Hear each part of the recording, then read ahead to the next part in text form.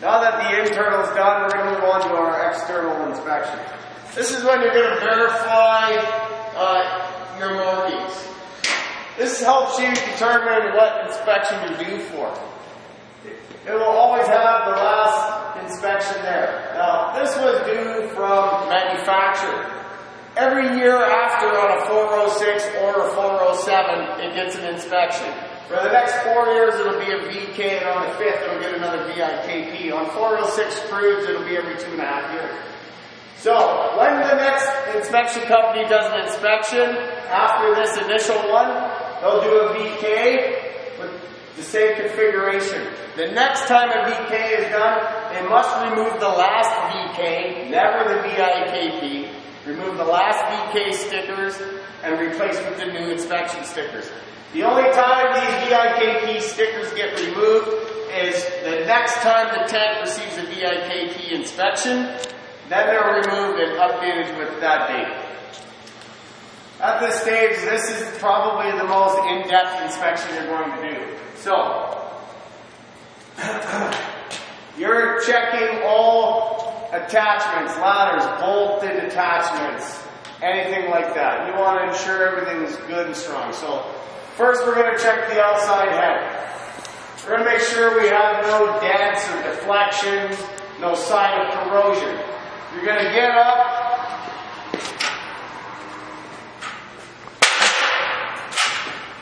and you're going to visually inspect all the head weld, all the way down, all the way around. Then when you're there, you're going to inspect the welds that are attached to this ladder to this tank. You're going to make sure that nothing's broken, nothing's cracked, nothing's corroded. Then you're going to run into your first repad. Well, if you code tank, you have to ensure a couple things with this repad. One, does it have a weep hole? If it doesn't have a weep hole, you have to verify that they left a section of weld out that will act as a weep hole. Then you have to verify that you have 2-inch clearance to the end of this repad in all directions from where this device is welded to it. So now we're going to move on. You're going to check all your frame welds, all the way, all your outriggers. You're going to check this outrigger, or this repad for weep holes, the outrigger, your frame all along. As you go, if you run into a situation where the tie down is bolted to the frame, you're going to take a torque wrench and you're going to check the torque on these. Any torque spec can tell you that a 5/8 plated bolt, and it'll tell you what the torque spec should be. You verify that they're torqued to that. You then check all the tie down bolts. Ensure that none are broken, cut, loose. You move on. You continue with all your seams, all your welds, the entire shell. You're checking dents, inflections, corrosion, cracks, pinholes. You're ensuring that everything is gone good. You want to check all these bolts. These things come flying off. It's not good, right? This is what's considered a bolted attachment. And you're going to check. Oh, my air switches. Are they corroded? Do they function? Okay, we're good. Then you want to verify that that sump opens. So, you're going to get underneath, and you're going to check that valve. Every valve, you can get under here for a second. Yeah. Every valve has a little knob here that shows what direction the disc on this valve is facing. If the line is in sequence with the flanges, then that means it's closed. So, you want to actuate it. Is the sump open? The sump open, it's now sideways, showing that the disc is this way, allowing flow. So we know this valve works. You'll do the same with your vent valve. First you'll verify the orientation of the arrow, and then you'll hit this, and you'll go back up and check the orientation. And you're continuing on. All well, all under here, checking, ensuring nothing's loose, nothing's corroded, dented, bent, broken. You're going to check the whole side of this tank. Every piece that's welded to this tank has to be you've got another repad. So you're checking for weep holes. More tie downs. Back here. Now, same with the head and the tunnel ends, no deflections. You're going to check all the weld on this head. You're going to check this whole weld all the way down. You're going to fully inspect every weld of this barrel and anything welded to the barrel. Checking your blockers, you're checking your clips, any missing, any broken, make sure it's secured. Then you want to check your bumper. You need to make sure that your bumper is a minimum of 6 inches from the back of the head or any lading, anything piping that can contain lading.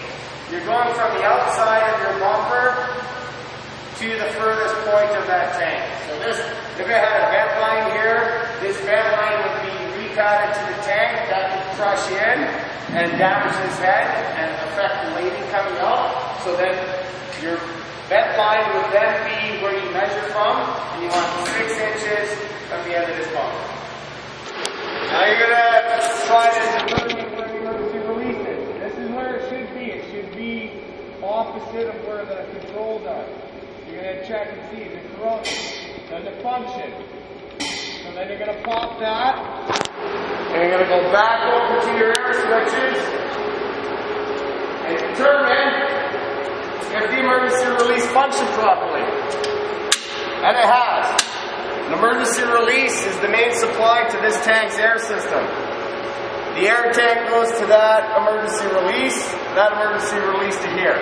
If in an emergency and these are open, this tank rolled over, I should be able to hit that, and when I did hit that, you heard the psh. That was the air leaving the lines. Once you have no air pressure to the air springs, those springs are going to take over and that's going to close. So you need to verify that that emergency release works properly. I have no functioning here since I've actuated this, so we know that it's functioning properly. Okay. Again, go down the side of this tank, you do the same thing you did on the other side. Then you go underneath. Once underneath, you're going to check every cross member.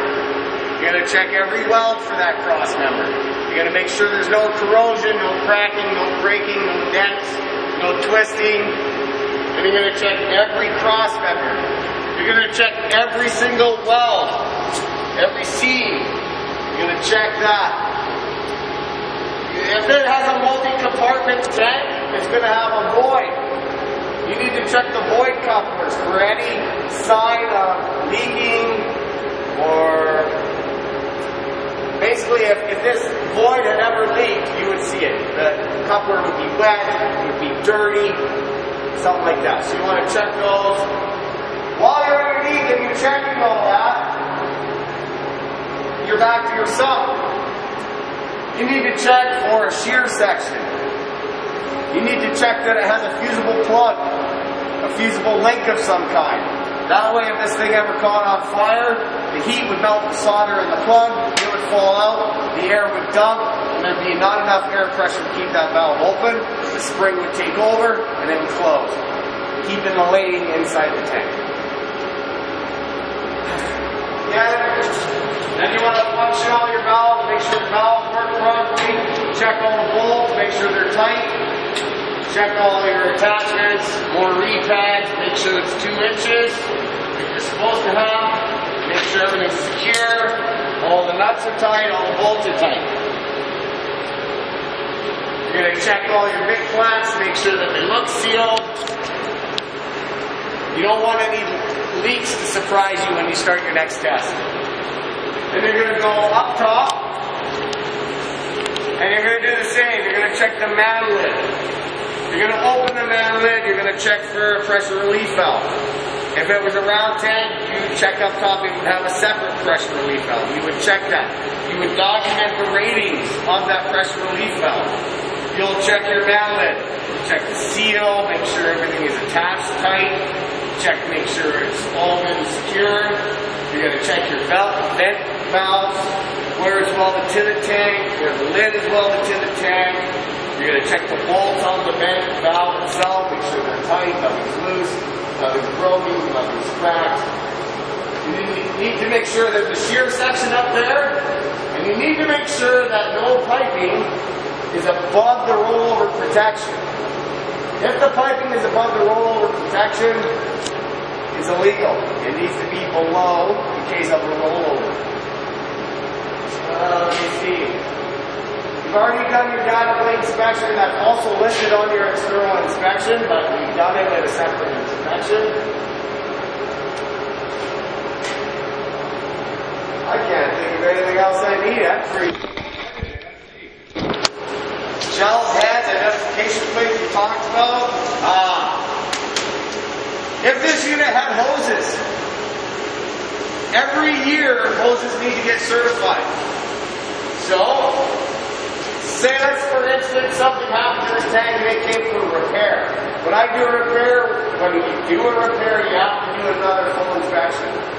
Even if the hose was done 6 months ago, that hose needs to be updated to match certain dates of this tank. Okay? Every year the hoses. And if you have a hose, they're going to have a steel banded identification plate on it. It's going to tell you the serial number, the test date, and the certification number. That needs to be present. You're going to unwind the hose. You're going to check for any twists, collapse, folding in. You're going to check to see if it's rubbed through anywhere.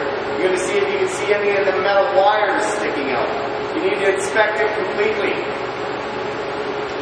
And at that point, I mean, roll over, we did everything. Your tank outlets, your placards, your bolted attachments, your multiple compartments. Talked about pressure relief capacity, hose assemblies. There's everything there, guys. Thank you.